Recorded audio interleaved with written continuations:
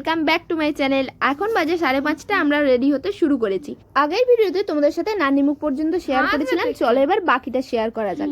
আমাদের প্রথম ক্লায়েন্ট হলো আমাদের ছোট পিসি, তাকে 7:30টার মধ্যে রেডি করে দিয়েছি। এর মধ্যে আমি, পিউ, সোনু শাড়ি পরে নিয়েছি, দিদিদের হালকা হালকা মেকআপটাও স্টার্ট হয়ে গেছে। তোমরা নিশ্চয়ই দেখেই বুঝতে পারছো আমরা একটা রুমের মধ্যে অনেকজন মিলে রেডি হয়েছি, তাই বেশি কিছু তোমাদের সাথে শেয়ার করতে পারলাম না। এখন মোটামুটি দিদিদের হয়ে গেলেই আমরা মেকআপটা করলে পুরোটা কমপ্লিট হয়ে যাবে। ও বাবা, আমাদের মিষ্টি রানী রেডি হয়ে গেছে গো।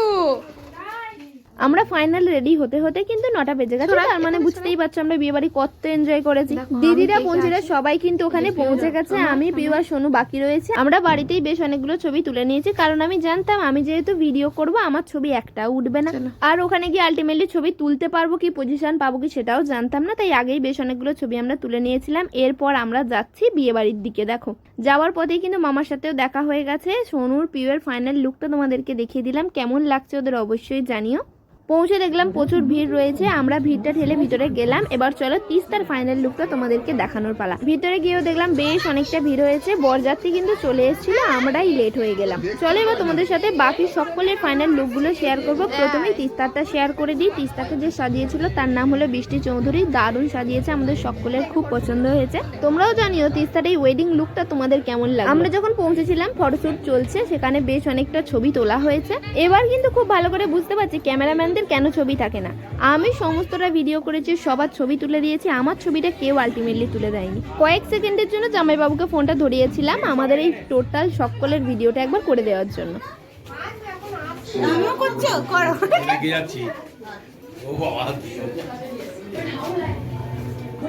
এরপর যতজনকে দেখতে পেয়েছি সকলকে ধরে ধরে ছবি তুলে দিয়েছি। তোমাদের সাথে ইনস্টাগ্রামে কিন্তু ছবিগুলো আমি পোস্টও করেছি, চাইলে কিন্তু চেক করে নিতে পারো। প্রায় 100 ছবি তুলে এবার চলে গেলাম একটু খাওয়া দাওয়া করতে। যতজনকে দেখতে পেয়েছি সকলেরই ফাইনাল লুক তোমাদের সাথে মোটামুটি শেয়ার করে দিয়েছি। তো এই দিকটা একটু অন্ধকার ছিল, তাই হয়তো সকলকে খুব ভালোভাবে বুঝতে পারোনি। দিদিদেরকে জাস্ট দারুণ লাগছিল। যদি ইনস্টাগ্রামে বা ফেসবুকে ছবিগুলো দেখে থাকো তাহলে বুঝতে পারবে দিদিদেরকে কতটা সুন্দর লাগছিল। প্রথমে চলে গিয়েছিলাম একটু ফুচকা খেতে। আমরা এতটা লেটে পৌঁছেছি যে ফুচকাই প্রায় শেষ, ভাগে কিন্তু আমরা 4টে করে পেয়েছি। এত তাড়াতাড়ি ফুচকাটা শেষ হয়ে যাওয়ার একটা মেন কারণ হলো জেঠুর হাতের ফুচকা কিন্তু জাস্ট অসম্ভব সুন্দর খেতে। আমার আগের ভিডিওতেও হয়তো জেঠুকে দেখেই থাকবে, আমরা তো জেঠুর কাছে ফুচকা খেতে বেশ ভালোবাসি। ফুচকাটা শেষ হয়ে গিয়েছিল, তাই আমাদেরকে চুরমুর বানিয়েও কিন্তু খাইয়ে দিয়েছে। এরপরে কিন্তু আমরা স্টলে পকোড়া আর কফিটাও খেয়ে নিয়েছি। এই যে আমাদের ছোট ব্রাইডের মা, দেখো এখানে দাঁড়িয়ে দাঁড়িয়ে কিন্তু ব্রাইডকে আমাদের দেখেই চলেছে। সত্যি সেদিন তিস্তাকে কিন্তু দারুণ দেখাচ্ছিল। এবার তোমাদের সাথে বর আসার মুহূর্তটা শেয়ার করি। এই ভিডিওটা আমার জন্য কিন্তু মোনালি করে দিয়েছে, তার জন্য ওকে অনেক থ্যাংক ইউ। চলো এবার দেখা যাক বর আসার মুহূর্তটা ঠিক কেমন ছিল।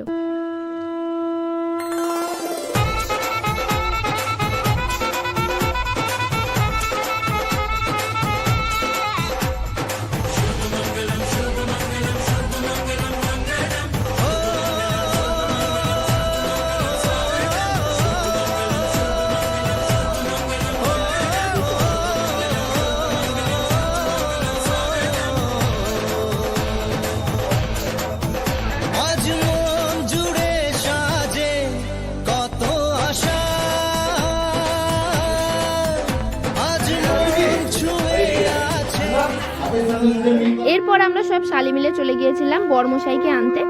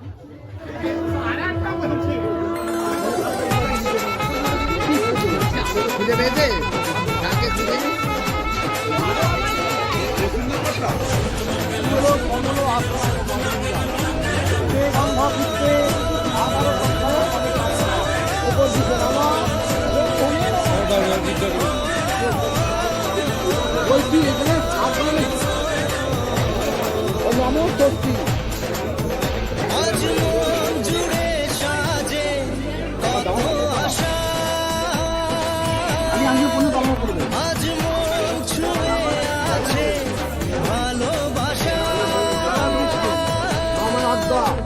এলো যে স্বপ্নের দিন ও কাছে এলো জীবন আরো যেন রঙিন হলো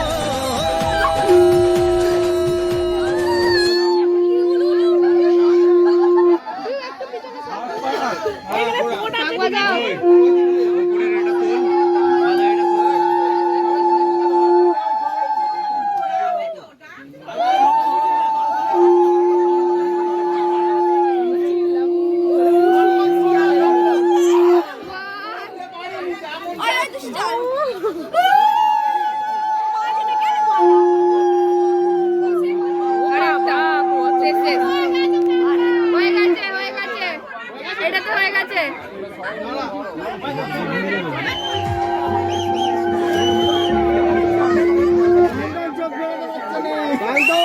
আমি যখন বলবো তখন আরম্ভ করবো, টাকা ভুলে যাবে না হলে।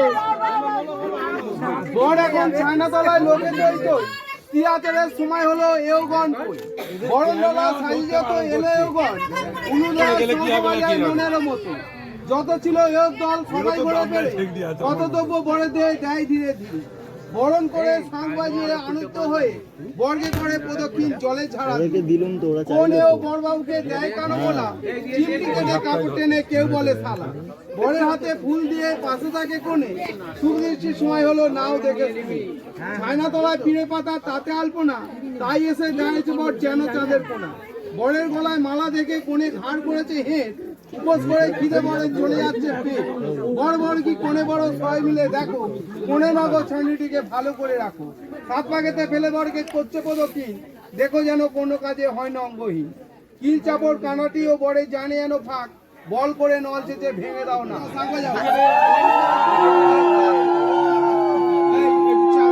কত বড়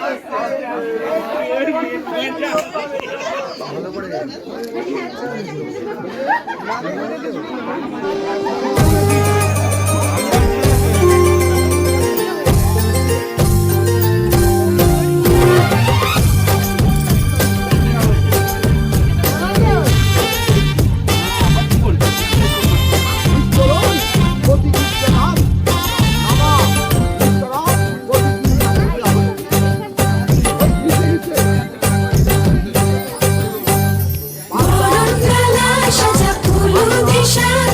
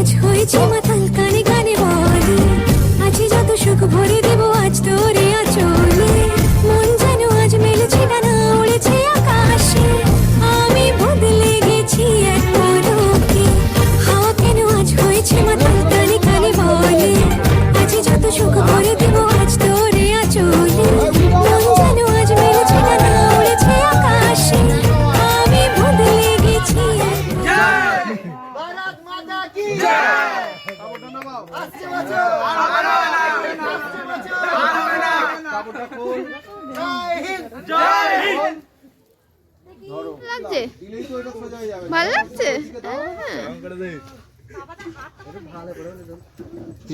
ফাইনালি তিস্তার বিয়ে কমপ্লিট হয়ে গেছে। এত শপিং এত কিছু সব প্রায় শেষ। আর জাস্ট আজকের রাতটা পোহালেই কিন্তু তিস্তা চলে যাবে ওর শ্বশুর বাড়ি আর পুরো বাড়িটা ফাঁকা হয়ে যাবে। দাঁড়াও এখনো পর্যন্ত কিন্তু শেষ হয়নি। এরপরে শুরু হলো আসল খেলা। ঘর ধরা নিয়ে বিরাট একটা কাণ্ড হয়ে গেছে, সেটা হয়তো তোমাদের সাথে পরের ভিডিওতে শেয়ার করব। আজকে ফাইনালি বলতে পারো আমরা হেরেই গেলাম। দেখো এদিকে দেখো, পুরো ফুলেই ফেলেছিল।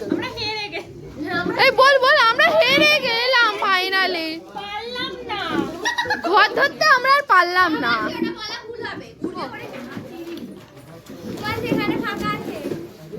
হ্যালো করো, হ্যালো, ওই হ্যালো। রাত এখন প্রায় 12টা বাজে। এবার চলো কিছু খাওয়া দাওয়া করে নেওয়া যাক। অনেক মজা করেছি, অনেক আনন্দ হয়েছে। এবার কিন্তু পেট পুজো করাটা খুব দরকার, না হলে আর আমরা থাকতেই পারবো না। বিয়ের পর আমাদের বর আর বউকে কেমন লাগছে অবশ্যই তোমরা জানিও, আর ওদের নতুন জীবনের জন্য অনেক অনেক আশীর্বাদ করো সকলে।